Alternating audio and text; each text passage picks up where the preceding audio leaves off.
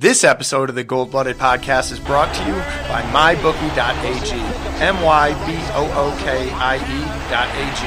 Use promo code GOLDBLOOD, one word, to match up to 100% of your initial deposit.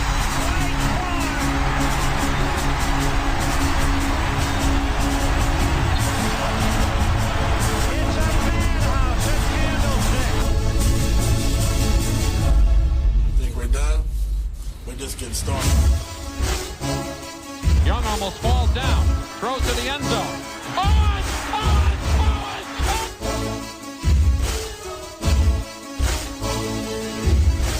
It will change, and I'm not trying to tell you something. It's going to change. It's not like that. Okay, but I want you to understand where I'm coming from. It will change. And it will change because they wanted to change, not because of me. It will change because they want to be champions. Smith in a gun, the throw on his left hip. Third down, Alex takes the snap. Alex looking, got it, post, and it's good! Touchdown, 49! Vernon Davis with the play of his life. It all comes to this fourth down. 4th and 4 at the San Francisco 10. Ryan in a shotgun. Rodgers to his left. 3 receivers right. Ryan takes the snap. Looking, pressure, throws middle. Broken up, biting. Navarro Bowman. And the 49ers silence the house.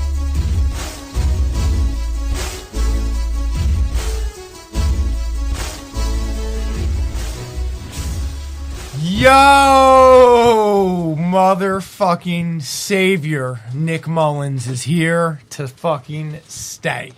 For whatever reason, you know, he's putting up better numbers than Garoppolo was last year, but Steve won't give him the same props because, you know, Steve's about that name shit. Joe's about those stats shit. Rob, I had a question that just came into my head. Well, good day, people. How are you? Niners win. Fuck yeah. Before we get into the injuries, what do you think would have happened with where the podcast is at now had the guy that was in my life who was real tall, the big Niner fan, you know, like with the podcast, if he didn't rob everyone I knew and he was like at least still on good enough terms where he could come back to the state and hang out, like what do you think that would be like with him involved? Probably wouldn't show up. Yeah, probably, right? Yeah, you'd have to go to him if you want him on. Yeah, agreed. Yeah. No backstory? I have no idea what you're talking about. My buddy Ian, who robbed everyone. Real American piece Did of he shit. rob you? My parents. Like Johnny Manziel? American piece of like shit? an actual piece Real of human shit. Real American piece. Like, Yeah. Johnny Manziel would have to try a lot harder. Yeah, like, you know, Johnny Manziel would just have to get addicted to Oxycontin, like, openly. Like stealing from people that done nice stuff for you. Like that kind of That piece is of shit. the lowest. Not even just stealing from strangers is low. Stealing from people that would do anything for you. And there's a whole string of them that he did it from. Yeah. And, like, I found the paper trail. Like, we pieced the paper trail was it was like, whatever. But he was a diehard Niner fan. And him and I together were a hot fucking mess. So I don't know. I'm sure him and I together could bring some new heights or lows to this. Well, obviously you no longer converse with him. No, But no. any idea of whether he's still around, of his whereabouts? He's not in the state. No? No. He's probably living off his mother in Florida, would be my guess. Hopefully he listens. That'd be dope. Wouldn't that be dope if he listens? Just a fan. Right? Just like looked for it on his own, completely had no idea. Didn't even realize it. Doesn't for a know while. we're talking about him right now. Well, did you say his name? Yeah. Oh, yeah. Well, if he's listening, he definitely knows. Yeah. He's fucking high on fucking heroin, so it's all good. Niners, baby, Niners! Go ahead, say it. What? I'm waiting for permission. Are you? No, you have permission. Real puppy cunt. Go, you twat. All right, injuries. Joshua Garnett, thumb injury, has been active the last 2 weeks and was promoted to backup in front of Magnuson and would see action if Mike Person, Lakin Tomlinson, or Weston Richburg were to get injured. Magnus for Magnuson? So Those 3 guys played every single down. he has if they been were to dressed. go out, he is the backup. The past 2 weeks, he's been Yes. the backup. Yes. Okay. I didn't get the update last week. Remember, it said no update. I couldn't find anything, but he was active both weeks. All right. Cassius Marsh was in concussion protocol, and he ended up playing. Mark Nizacha The groin injury he suffered in the past He also game. did not play. Yeah, he did. Did he? 100%. He made a really big play. So I how was he learned out of something practice about again him. today? Huh? I learned something about him. Did you? I did, and you want me to do it now or later? How to say his name? Nope. Because I just learned that now. Can't help you. And I can't remember. You just told me how to say his name, and Nizacha? It's almost like if the E wasn't there, Okay. and then you just sound it out. Nizacha. All right. So you want me to tell you about him?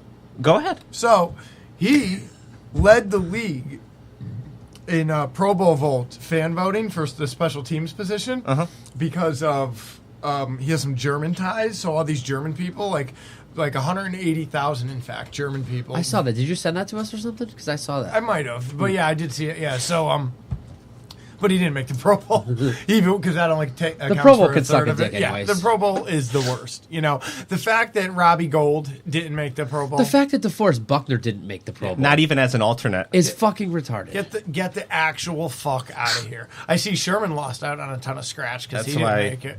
You pay attention to Well, the... You do they pay have to make it originally, or can they make it on... Well, either or for him, but he ain't making it. Why not? Who? Oh, Because Sherman? a ton of people are going to drop out, is what I'm saying. Oh, how far down the list? But I'm saying it's a contract thing. I wonder if the contract says he has to make it right away, or if he can Yeah, make it at I'm all. sure they- because you know how many people drop out Right. of this right. fucking thing. Clearly, they expect I don't And know. most likely, if Sherman's on the bubble and he's got a buddy that's in, he'll probably pass so that he can get paid. I mean, if it was me and you, and I'm in the Pro Bowl and you're not, and you're it's like, yo, $1 million. I make fucking $2 million if I make the Pro Bowl, and I'm next in line, I'd be like, peace, there's Right. $2 million, you know? Yeah, I mean, the Pro Bowl is a joke. The guy, I'm sure if it was like, if I was giving up my spot, I'd say, yo, I'll give you my Pro Bowl Yeah. check. What's the Pro Bowl check? $50,000, whatever. Probably more. It's probably, 100. The All-Pro voting is a little bit better because that's voted on based on knowledgeable journalists that cover the sport. So, but still, I wish it was voted on by Just players. That's all I care. Player- I don't well- care about anything else, because then the douchebags would also be out for being douchebags. Even if you were the best, but you were a total douchebag, you'd be out.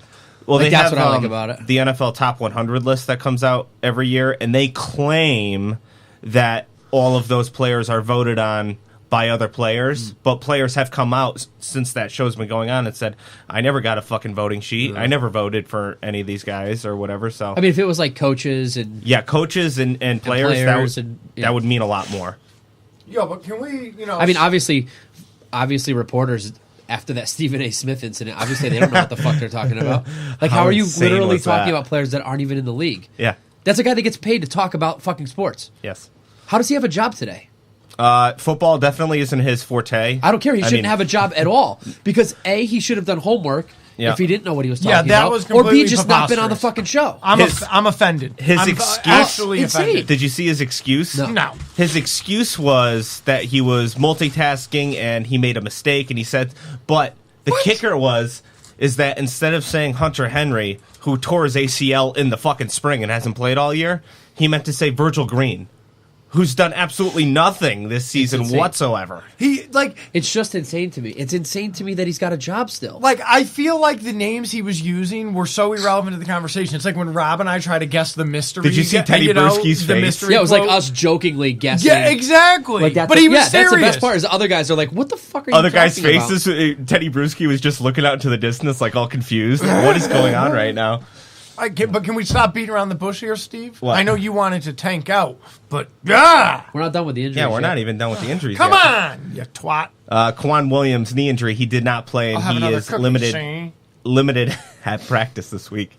Kwaski Tart did not play with the shoulder stinger. He's limited at practice this week. Matt Breida left the game with the ankle injury. He almost made it through the whole game, and he should be good to go this week. He was in there in overtime, so he kind of left and came and left. And they checked him the next day and said he was okay. Kella Witherspoon left the game in the first quarter to IR, PCL sprain.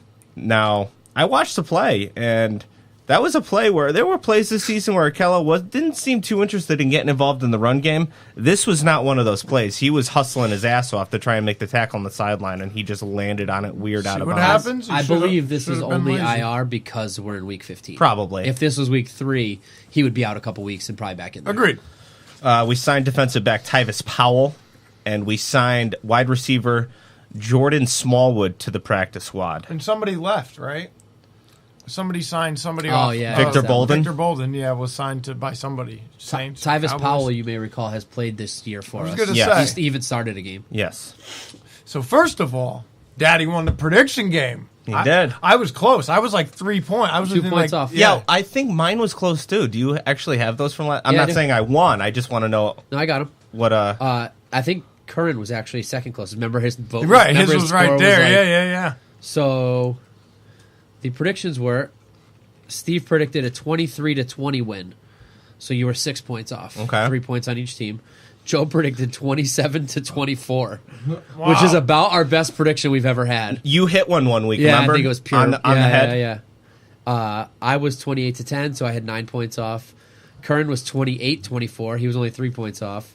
And Chris was 34-31. He was 15 points off. But everybody was generally Yeah, we were in the neighborhood. in sync.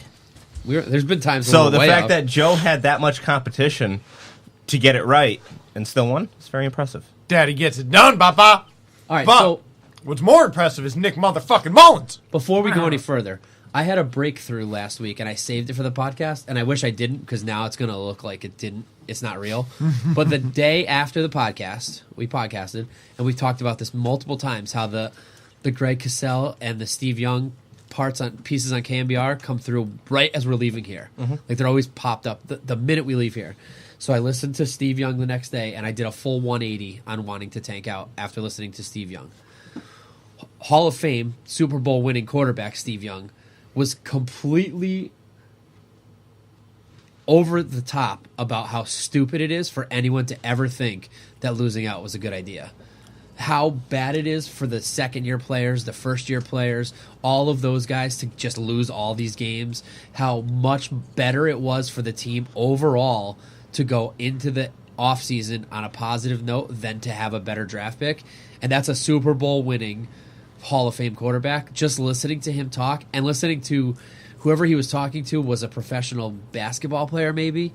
And just the way that guys that have played in the leagues, in national professional Competitive leagues yeah. talked about it. I did a full 180 and said, I'm on, if Steve Young says it's better that we win these games, I'm all for winning these games. And I didn't say it then, so I look like a fool because we did win. So it looks like I'm like, yeah, I said we should win.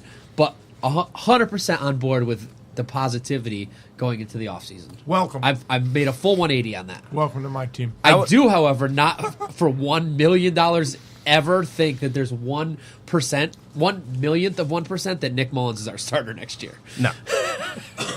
But Or that it's a good idea that he be our starter. yeah, I was the past 2 weeks we've won the game. I've been on board with it right when after it ended. I was like, all right, that was pretty fucking No, sweet. but I literally, and I know it sounds funny because we won. It sounds like I'm bullshitting. Yeah. But I was on board the next day. Yeah, I mean, this was an easy one to get behind. Even if you were, team fucking lose like I was, get first pick. I mean, beating the Seahawks, finally beating that fucking team after you weren't 5 singing that straight the other games. day. I had to He put did pick you a in win. your place. Yeah. Immediately after the game, I flipped. Right when the finishing result came through. I felt good about it while it was happening. I watched it. You're a much better fan than I am. Baby watched it.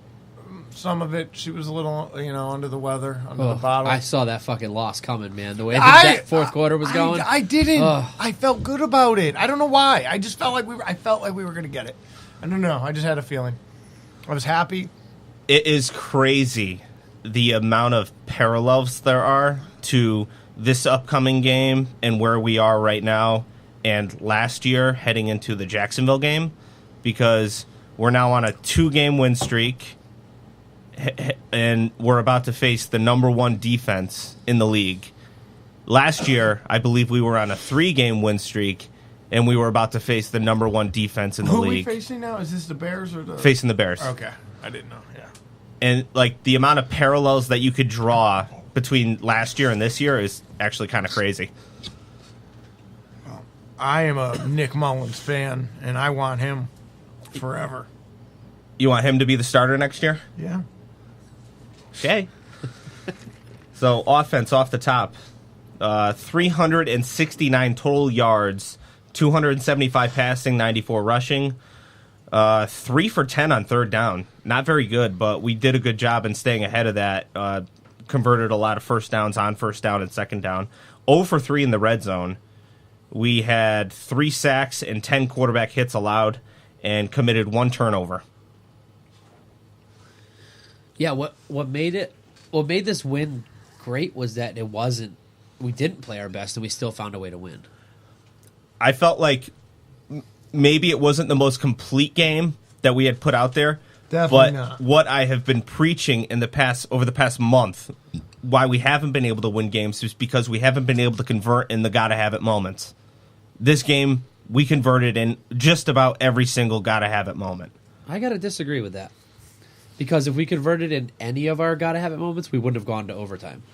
The offense didn't do a fucking thing at the end of that game. Yeah, that was tough. They had multiple times the defense got off the field and gave them the ball, and they couldn't get shit done, and that's why we ended up in overtime. Well, I mean, you also got to understand that we're playing a team that has been playing really well, and they are going to make plays. It's not like you're just going to demolish them. Also, if Sebastian Janikowski hits an extra point, we don't even get close to overtime. It definitely took... If we don't have a kickoff return for a touchdown. So I completely disagree. I think what was good about this game to me is that we did not do what needed to be done, and we got the lucky bounces to show that we are that close. Yeah. That all it takes is 2 lucky bounces. It takes 1 kickoff return and 1 missed extra point, and we beat a playoff contender. Right. That's what I liked about it, is that it wasn't... I mean, we could go out and dominate a shitty team, but there was a lot of meat left on the bone, especially on the offensive side. Yeah. I mean, opening drive, Mullins overthrows an open Kittle on a 3rd down who had beat his man outright, right off the line of scrimmage, and that would have been good for at least 25 yards. As far as I'm concerned, you overthrew Kittle on 2 touchdowns. Yeah. Oh, yeah, for I sure. mean, one of them, there's nobody. Sure. That one, you're right. Agreed, he probably would have got caught up with, but that other one he's gone. He's to the house.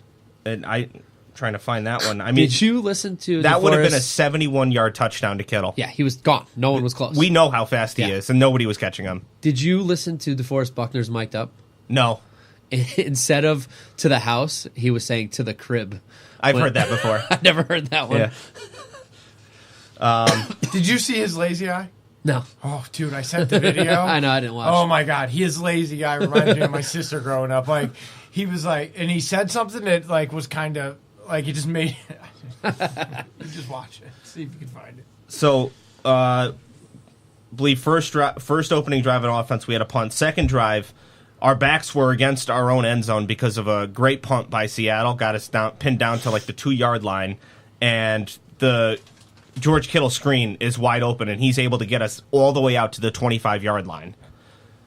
It's like, how did teams not know that you need to pay attention to where number 85 is? It's great. It has nothing to do with that. That good? It has nothing to do with that. If you're playing man to man, then it has to do with that. If you're in man to man coverage, then you put 2 guys on George Kittle because we have no one else to put 2 guys on, and you're done. But when you're playing cover 3 or zone, it depends on what zone he's in and who's covering that zone and what their reads are. So that's what Shanahan's beating. If it was man to man, they would have double on Kittle, and you've got to look somewhere else. Being able to burn somebody. When it's man to man, they're going to put a safety on him, and then you're going to look to Pettis or the next guy in line and hope he beats his 1-on-1.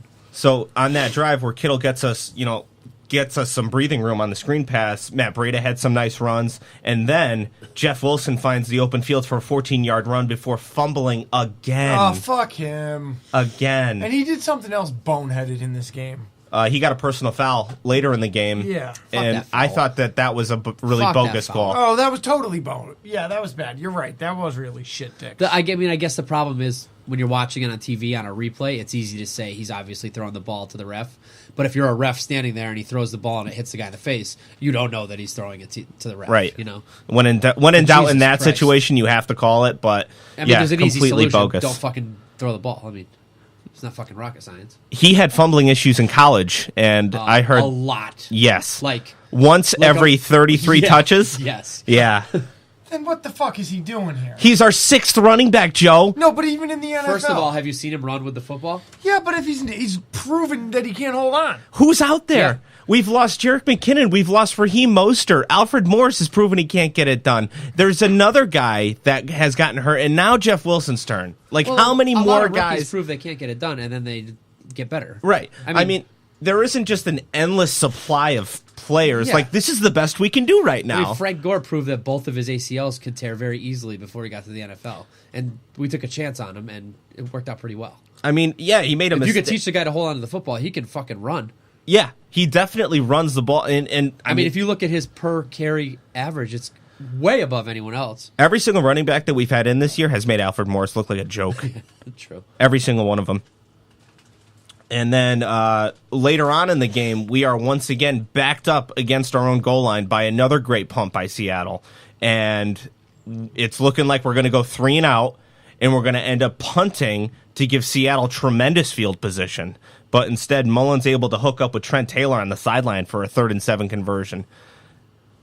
And then there was the carnival catch by Kendrick Bourne across the middle. He had a bad game.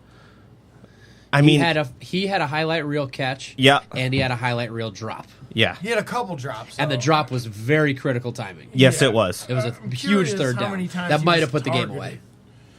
My notes are just in order of how things happen. Yep. So I'm just addressing his. Oh, definitely. Huge drop later in the game.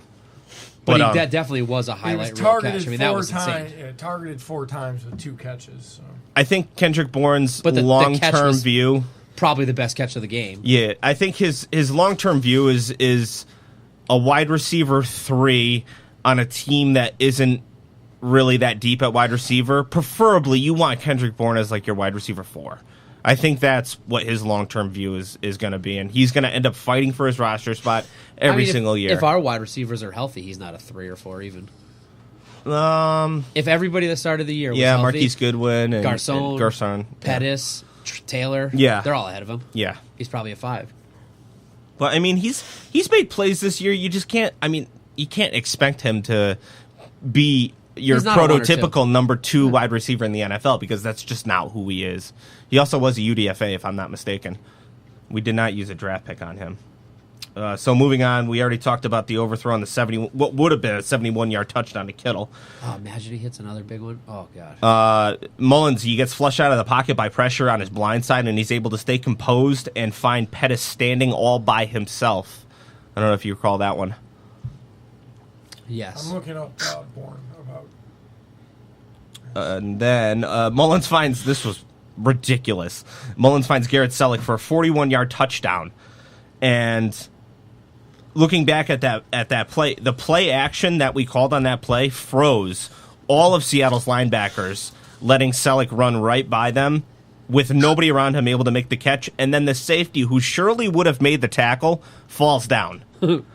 So it was just the stars aligned for Selleck to score on that touchdown. But I really think that this play is important because this play signifies how well we've been able to run the ball this year and how much defenses do respect our play action. And when you can do that in this league, it opens up so much shit in your passing game when defenses actually respect your running game. Cam Newton shut down for the year.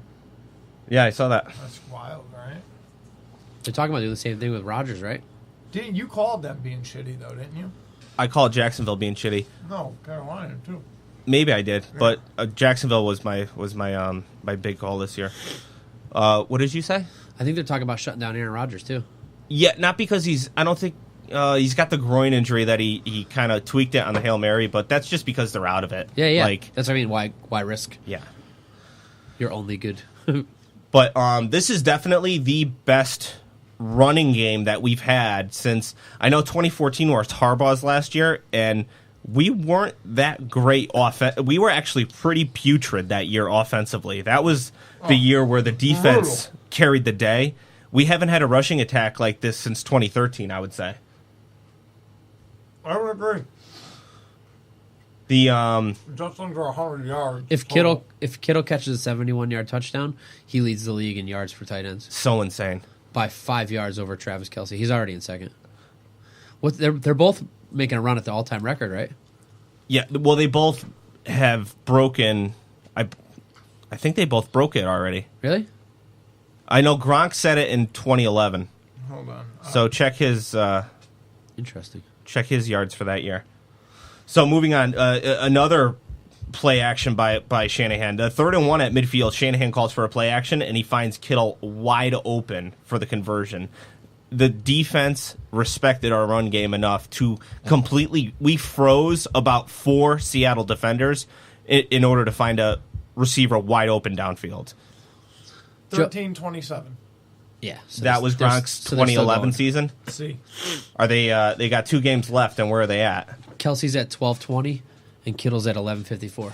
Totally reachable. Yeah. 11:54. They're averaging 87 and 82. So if they keep that average up, then Kelsey will definitely get it. Oh, Kittle, 71-yard touchdown. It was right there. Hey, and then we got Jeff Wilson again dropping a screen pass with plenty of room to run in front of him. That was going for at least 10 yards. Jeff Little Dick Wilson. And holy Breda, I don't know if you guys remember, it was just a simple dump off that he took for 20 yards just by his acceleration. Like, guys just misjudge his speed, and they just completely whiff on him. Trent Taylor and Jeff Wilson both get flagged for the personal fouls. The Trent Taylor was shoving his man about 25 yards downfield. It was a rushing play. You don't remember that? Yeah, I do. I know you do. I thought the other guy got it. The other guy, Taylor got one? Yeah. Now that you mention it, I'm not sure I think the Seattle guy got it. Okay, Taylor totally incited it. I think I definitely just put in my notes to acknowledge it. The ref got there just in time for the Seattle guy to shove Taylor at the end, and he caught the 15. Okay. Because I remember seeing it and going, what the fuck are they flagging? Mullins' best throw of the day, in my opinion. He drops it in the bucket to Pettis on a perfectly thrown 25-yard lob. Right over the shoulder. Perfectly thrown ball. Yeah, Pettis had a nice little game. He did. He caught all 5 balls thrown to him. And then the offense really started to bog down when we could have put it away there. That's what you mentioned earlier. I mean, prior to the 2-minute warning, Richburg gives up a sack on first down. He wasn't fast enough sliding over to help Tomlinson, and then 2 plays later, the line gives up another sack on it was actually a very well-designed inside stump by Seattle. That's a play that we've run a lot of times this season, and I've seen Blair and Buckner both get home on, so it's just a very well-designed play by the defense. But unfortunately, that definitely suffocated our offense, and we're into overtime now. In the overtime drive, you got back-to-back runs by Breda to get us a first down, and there was that very questionable pass interference call on 2nd and 15 on Pettis that gave us the first down at the 40-yard line. And then redeems himself. Jeff Wilson, he finds a crease, and he scampers for a 16-yard run up the middle. That was a direct shot across the bow to Seattle. Yeah, put the game away. Got us all the way to the 25-yard line. Yeah. You knew it was over the minute that happened. I had a brain lapse, and I thought that they were going to get another chance to match the 3. So it took me a second after they did, after it all went down. But you were probably wondering, why are they celebrating so much? I was like, whoa, wait, because I was expecting, okay, now we're coming down the field, we'll stop him again, shove it up Russell Wilson's fucking ass, and rape his wife in the process.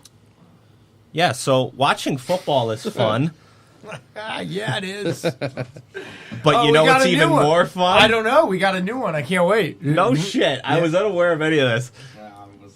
Did you bring it up? I told you beforehand, remember? I said there's a new script. Bowl week. It's the bowl week script. He doesn't know anything about it, so it's going to be 45 seconds. So we'll give Chris a second here. Dead air. I just want to... Can we talk about the quarterback controversy that Joe has going on right now? There's no controversy. Mullins is the man. Bowl season is here, and it's time to get in on the action with MyBookie. Don't be that guy with no rooting interest as your relatives or friends sit around watching the game. Not this year, when there are a record 41 bowl games to bet on. 41. Hold on, wait. Can we back that up real quick? Let's just think about what we're saying here. Don't be the piece of shit around your family and not have any money on the game. Clearly. That's my type of 41 business. games to bet on, including the national championship on January 7th. It really is the most wonderful time of the year. Mm-hmm. Make sure you're ready for the daily action by signing up at MyBookie today. They pay fast when you win. Ownership really cares about good customer service. And they offer the craziest props. Where you bet is just as important as who you're betting on. And if you want to make money during bowl season, you got to go to my bookie. I trust them, but you don't have to take my word for it. Check them out for yourself. Join now, and MyBookie will offer you a 50% deposit bonus to make sure you have a nice bankroll. Thank God that's still in there for bowl season. Use promo code Goldblood when you deposit to activate the offer. That's promo code Goldblood. At MyBookie. You play. I was giving you a turn. I don't want it. You win. You get paid. Bye-bye. All right. Now, if you are a human of this earth and you believe that Nick Mullins is more talented than Jimmy Garoppolo, I think that you really need to go back and watch what Jimmy Garoppolo did last year. Although Nick Mullins has been very good, and it is very clear that he is our number 2 quarterback and I believe could be a potential future starter in this league, he's hitting guys that have nobody around them, as opposed to last year. Every single Jimmy Garoppolo game that happened, at least 6 to 7 times a game, I said, holy shit, what a throw. Holy shit, what a throw. Remember the one-handed Kittle catch? Just dimes and darts all over the field by Jimmy Garoppolo last year. And he is next level talented, and he can be a Super Bowl winning quarterback. I cannot say I believe that at this time with Nick Mullins. Okay. Just the talent level disparity is too large for me. I've watched both quarterbacks. Well, I don't know where Rob sits on this. I'm waiting for an opinion. My litmus test is wins and losses, and recent wins and losses. Jimmy Garoppolo. But he hasn't won as many games as Garoppolo. That's a dumb thing to say. Jimmy Garoppolo went 1-2 this year. He lost to the Vikings on the road, and he lost to Kansas City on the road. Definitely not crucifiable at all. The Lions game was very disappointing, thinking back to that one. We'll see what happens. Yeah, he didn't play good. He wasn't looking good. I was very disappointed in that Lions game, thinking back to it, but I mean, this is a long season. Have you seen Drew Brees' last 3 games? Have you seen Jared Goff's last 3 games? Yeah, I know the fucking Saints didn't cover those cunts. These high-flying offenses. I mean, Patrick Mahomes has played decent.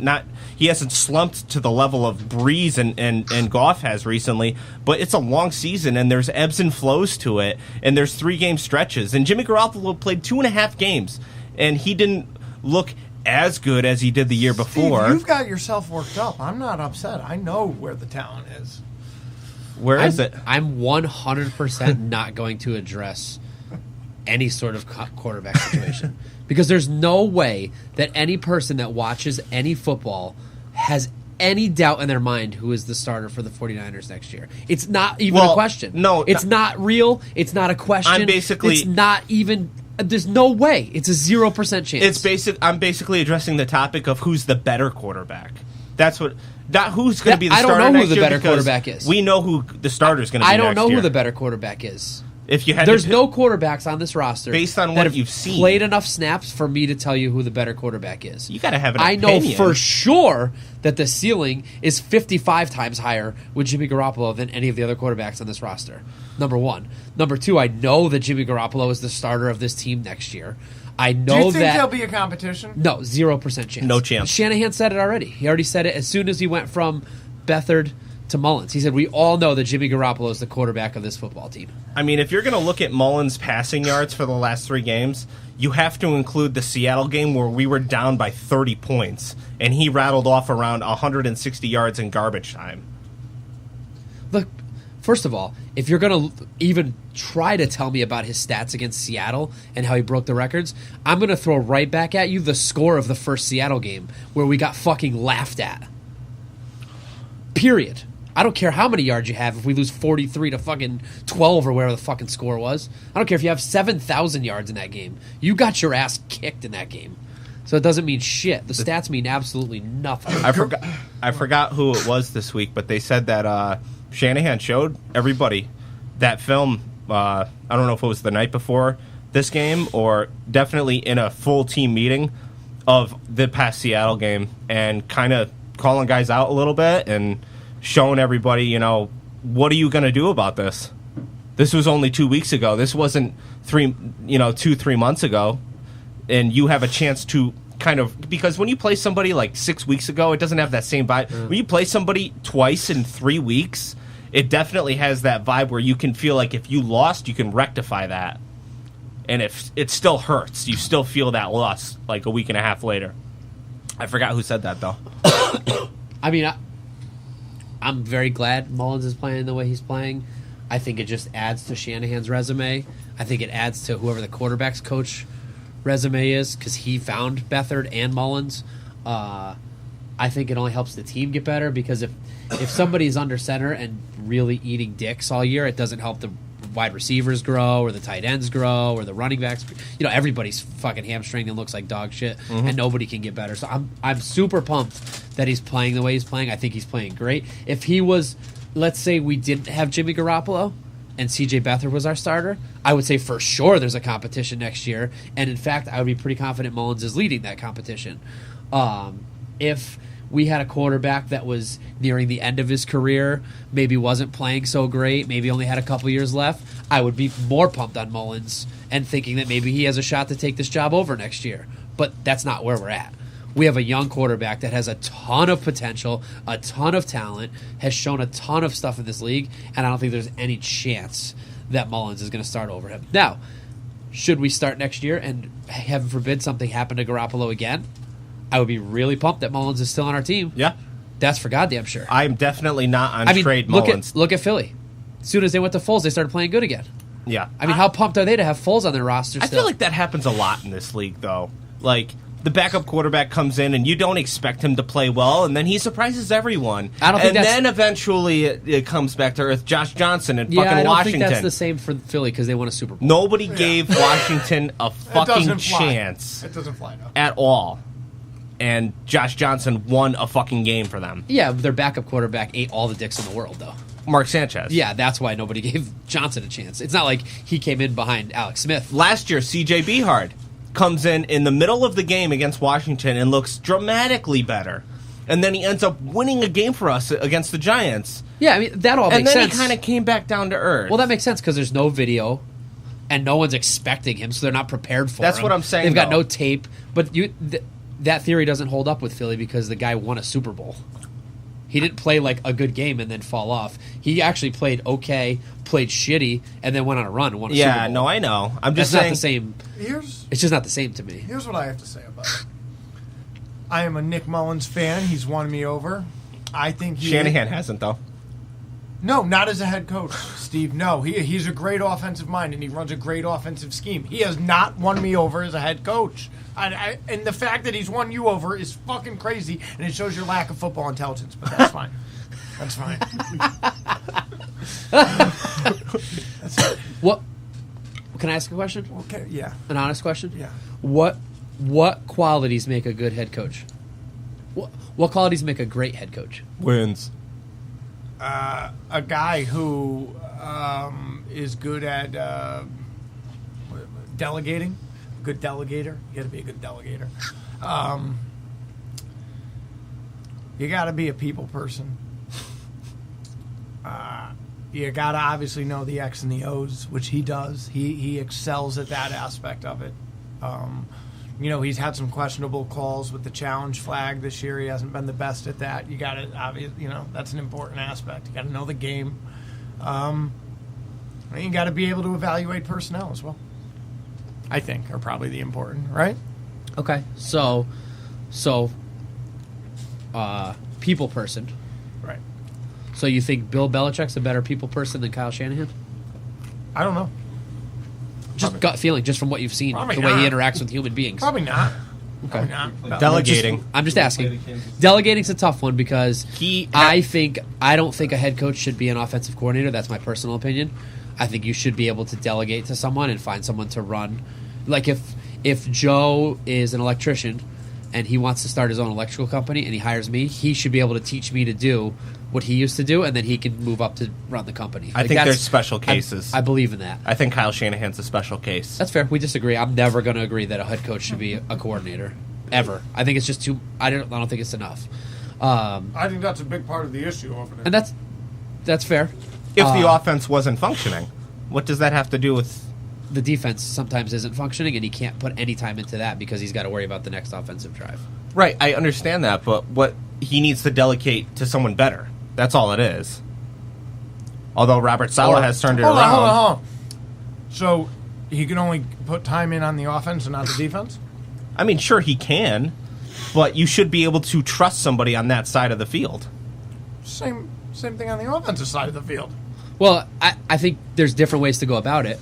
You could hire a defensive coordinator that's been a head coach and has a little more. Ideally, that's what we should have done. McVay did, but Shanahan didn't do that, so that shows a lack of decision making there. Or I actually heard that. Or, I heard that Shanahan tried to get Vic Fangio out of Chicago. Fangio was interested.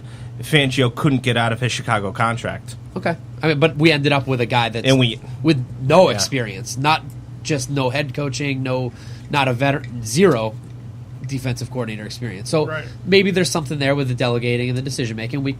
I'm not going to say yes or no because I'm not in the building. I'm not, and I have a personal thing against the offensive coordinator, head coach thing. Evaluating talent, all of our performers have been passed on by multiple teams. Our number one offensive weapon was drafted in the 5th round? Yeah. 5th round? Yep. The second best. He's the second leading tight end in the league with backup quarterbacks.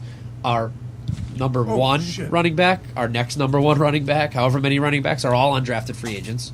Our quarterback that you're praising is also an undrafted free agent. Right. I think it's very clear the talent evaluating is way better than it's been of recent. Yeah, 100%. It's night and day, and there's still misses in there. I mean, you could talk about Reuben Foster, you could talk about Joe Williams. Of course, but there's misses with every team. Every team 100%. Misses. We see them because we follow everything that happens with the 49ers, and because the one like Reuben Foster is so in front of everyone. Every team has a Joshua Garnett. Yeah. Every single team has a Joshua Garnett. We just don't know who the fuck they are because they're not anybody, and we don't follow that team. Nope. I mean, if Saquon Barkley sucked, we would all know about it. Mm-hmm. He went way at the top of the draft. And we also drafted Alex Smith, so we know what a fucking number one overall flop looks like. We got to watch that forever. I think another huge factor in a good head coach is a motivator of people. And anybody that can get the team that we have to come out and beat Seattle in Week 15 with our record is very clearly a motivator of people. Whatever that is worth. Very clearly a motivator of people. It's definitely a key. Do I think Kyle Shanahan, the offensive coordinator, is hindering Kyle Shanahan, the head coach? Yes, I do. I believe that. But I think the gain in having his offensive mind is worth whatever the detriment is to having him as a head coach. I watch football. I don't watch a ton of other teams, but I watch football. If the Niners are on at 4, I watch some 1 o'clock games. I watch a Monday night game usually. I'll watch a portion of the Thursday night game. Even teams like the Rams that are fucking crushing everyone, the Chiefs that are crushing everyone, I don't see wide receivers entirely open by 20 fucking yards like I see with the 49ers. You just don't see that in the NFL. No, it is definitely weird. You don't see a Kansas City Chief wide receiver over on the left side of the field and no one within 15 fucking yards of him. Maybe Tyreek Hill, but that's because he's the fastest human alive. Or once a game, maybe. I mean, it's a regular occurrence that one of our guys catches a ball and we're like, there's fucking no one anywhere near him. Garrett Selleck, or... You know, you could contrast, like Garrett Selleck wide open by himself. He definitely didn't get over there because of his fucking skills. And then you got George Kittle, who definitely did get the attention and did get that wide open by his skills. I mean, how many quarterbacks in the league watch those plays and go, why the fuck can't I be over there? Yeah. Like, how many quarterbacks would give their fucking their non-throwing arm to be able to throw to guys that open? I mean, there's this Sean McVay stroke fest going on this year, and... Maybe not in the past 3 weeks because they've definitely stumbled along the way. But before that, I mean, Sean McVay got praised for memorizing the Bears' fucking starting defense. If you recall that. That was like a month ago. And then they did the defensive coordinator or offensive coordinator did it too. Yeah. Yeah, good for him. And first of all, Sean McVay inherited the fucking healthiest, fullest roster in the entire league because Jeff Fisher was so inept at coaching that they had a number one pick every fucking year. That he literally inherited 17 fucking top of the draft picks, and then went and they bought a whole bunch more defensive picks. Yeah. Of course, if that team was not good, then everybody should be fired and never be able to coach in football again. Well, what I was getting that was kind of like when Harbaugh took over. You know what I mean? Yeah. He took over a stacked roster. Anytime I see a Sean McVay suckfest going on, I just kind of like tongue-in-cheek, like, you all know that Kyle Shanahan's essentially the same person in a drastically different situation. Of course. Pretty much the same exact person in a complete opposite situation. Absolutely. And I think Shanahan has more resources. Yeah. More experience. I mean, McVay took over for Shanahan in Washington. He was working underneath Shanahan. But we should get to the defense. Off the top, 405 yards allowed, 237 passing, 168 rushing. We allowed 9 of 19 on third down. We allowed 2 of 2 in the red zone. We had 3 sacks, 5 quarterback hits. And I don't even need to say it. What is it? No turnovers. How does that even happen this many weeks in a row? I don't know. It's fucking disgusting. It's insane. It's disgusting. There is a certain luck element that comes to turnovers, but a sample size this large, you just have to say we can't fucking do it. They can't do. I don't. They're not. I don't know. It's fucking. Joe, did you see the play where Robert Saleh was celebrating? Yeah, and he flipped over the pile. Yeah, he said. Did you hear Shanahan talk shit about it? No. Shanahan.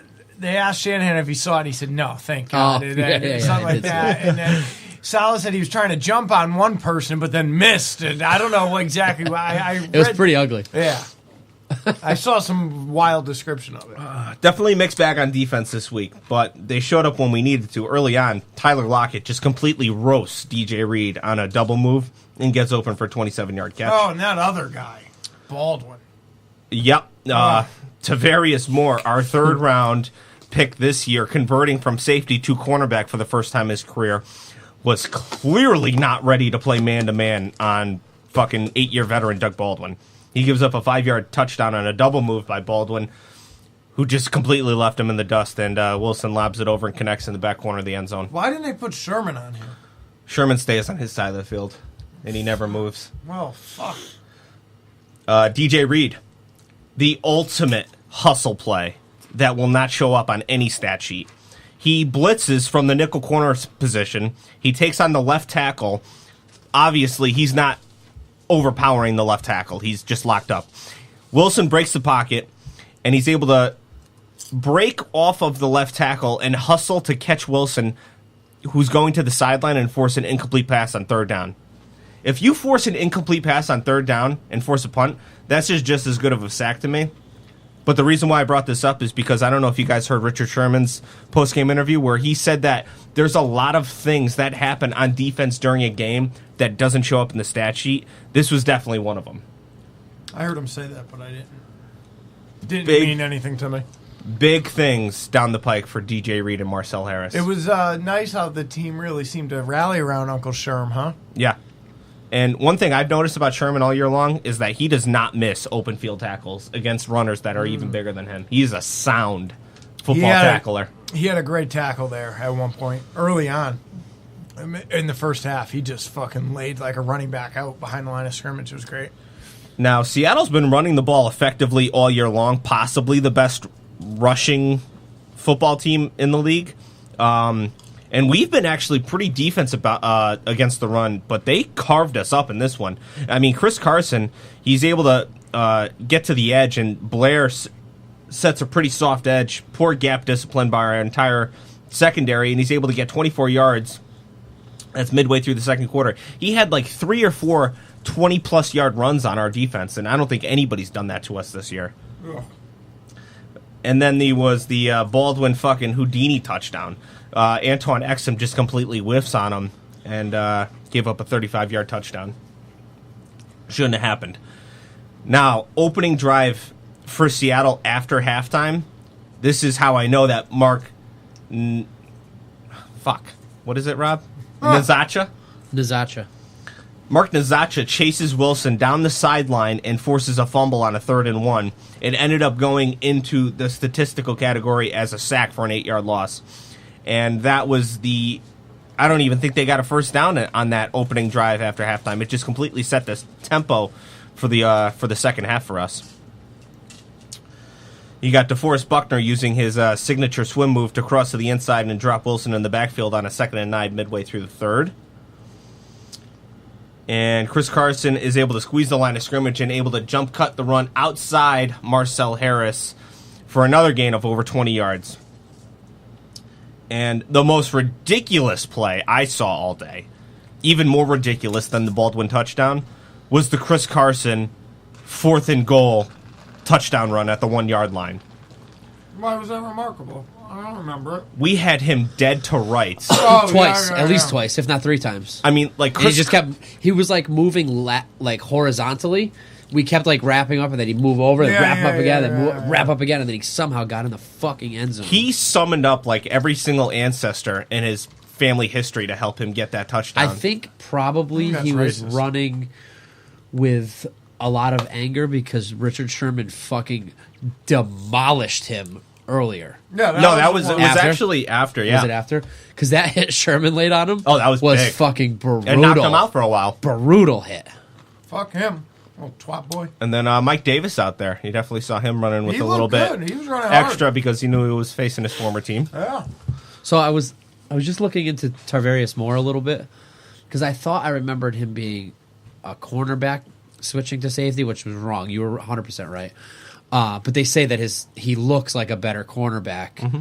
He was like the 10th ranked cornerback in the draft, even though he played safety all the time. But anyways, what I did find was in his strengths, this is how we came across the nickname for Baby Arms.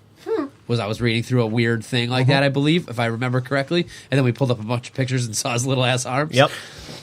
Under the strengths for Tarvarius Moore, long arms, huge arms. Arms dangled down his side at over 33 inches. Wow. Dangle. Can we get some Tarvarius Moore pictures? Let's see if he's got some ape, some danglers. Ape arms? Is that what you would call them? Is that racist? Some ape danglers. Googles. What do they call on ape hangers? Like a motorcycle? He's got some ape hangers. Who you were thinking of was them talking in the pre-season training camp about DJ Reed switching from corner to safety. That's what it was. And I definitely said at the time, he is not a safety. He's a nickel corner. And that's where he's been playing He's been playing great. I mean, is orangutan arms racist? Yeah. I said ape. Yeah. I'm going ape hangers. I think it works. Of course, the pictures are they're all going to be... There we go. Up. There, you get the full arms. Is that... it's hard to tell from that. It's hard to tell. They do look long, though. What are we going to call them? Wingspan? See... What do you want to call him, Joe? I don't know. During the... He's got... The lead up to the draft, he did not, I believe, get invited to the combine, or he didn't get invited to the combine, or he didn't run at the combine, but he was kind of like a secret of Adam Peters, who was on our scouting staff, and the secret was completely blown open he could nearly touch his knees without bending over. When he ran his 40 time at his pro day, and it was like a 4.3 340, which is insanely fast for a cornerback with his measurables. And that's when they decided that there's no way that we're going to be able to get this guy in the 5th round now just based on his 40 time. We're going to have to take him in the 3rd round. And here he is. What number does he played wear? decent. 33? Yeah. Gave up a touchdown to Baldwin. Gave up a couple catches, but he hung in there. Definitely missed some tackles in the running game. Definitely needs to get this experience that he's going to get over the next 2 to 3 weeks. I think this injury to Akello is actually a blessing in disguise because Tavarius needs experience. I like to see him standing with his hands down so I can get a feel for where like my hands go compared to his. I can't find anything. Yeah, maybe on his Instagram.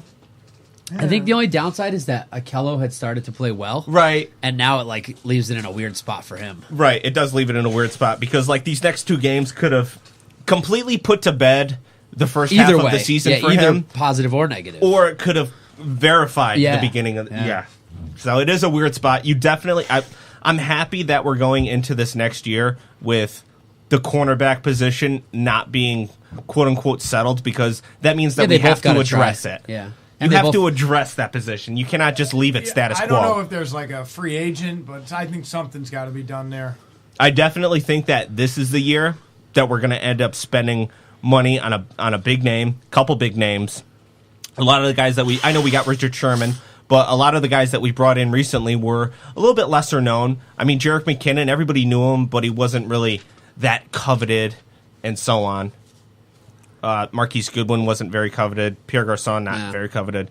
I think this is the upcoming year that we're going to end up spending. I guess we'll see, Steven. Finishing off the defense, DeForest Buckner comes through huge with a third down sack in the fourth quarter. That was the fucking Robert Salah celebration. He was able to run down Wilson, who was sprinting to the sideline trying to get the edge, and that sack forced them to settle for a field goal, which tied it up. Defoe. Huge game by DeForest Buckner. I was doing the sweep around my house when he did that. And then the overtime, the only time our defense got on the field in overtime was... when they shut it the fuck down. Well, they shut it the fuck down, and then a holding call, somebody held Solomon Thomas, and it negated a huge play on their end. It was like a 30-yard pass to the running back. Oh, yeah, that was a hold. Oh. And that play by Solomon Thomas shows promise because he beat his man right off of the line of scrimmage exactly the way he did in college, and he was held. He had a good game, too, Solomon Thomas. Mm-hmm. He's definitely starting to come around. He's looking like what you want your second rounder to look like. He's not looking like what you want your third overall pick to look like. But I definitely think that he's going to be a solid player for us for a while. I definitely don't think he's not a bust, but he's not your typical number 3 overall. But pick. He hasn't hit yet either. Yeah, it's too soon. The jury is still out. I know we mentioned it earlier, but shit, the drought is over. Yeah. Special teams touchdown. First special teams touchdown. All sorts of droughts. Since week 1 of 2011, Jim Harbaugh's first game. Yeah. And that was Teddy Ginn Jr. Had 2 of them. And not to overlook Trent Taylor in punt return this week. A couple of very good returns, including most notably the overtime return in which he got us about 15 to 20 yards. He got us all the way to our 40-yard line when we only needed a field goal to win. So another 25 there gets the field goal. Yay. And Robbie Gould, just completely clutch. Best kicker in the league. Ooh-wee, ooh-wee, ooh-wee, ooh-wee, beast of the week, beast of the week, beast of the week. Go ahead. I am going to give it to Dirty Motherfucking Money. He was the stability this ship needed this week on the offensive side of the ball.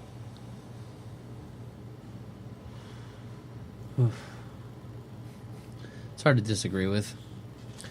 I'm going to go and agree with that.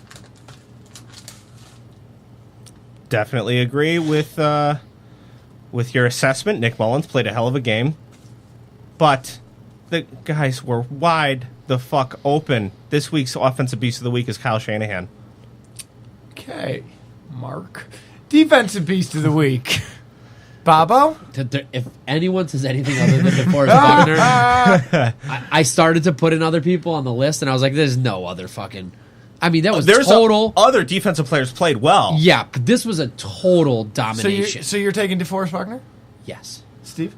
Oh, it's DeForest Buckner. I'm taking DeForest Buckner's lazy eye. So, because this was... Is that the trick to catching Russell Wilson? That's right. Russell didn't know he was coming at him. 4 sacks on Russell in one season? You got to do it with the lazy eye.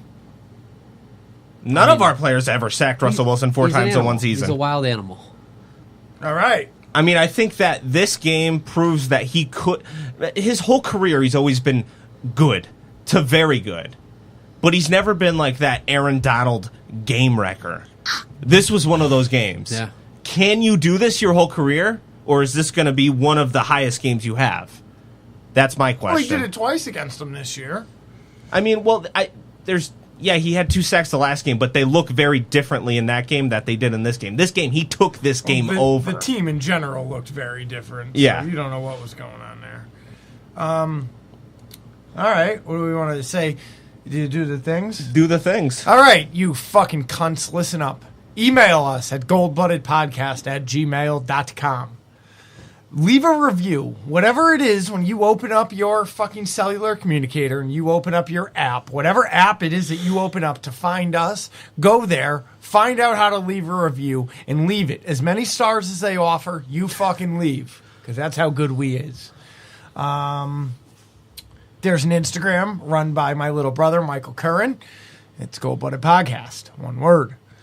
There's a Patreon, Steve. Tell them. You could donate to us as little as $1 a month, as much as $1 billion a month.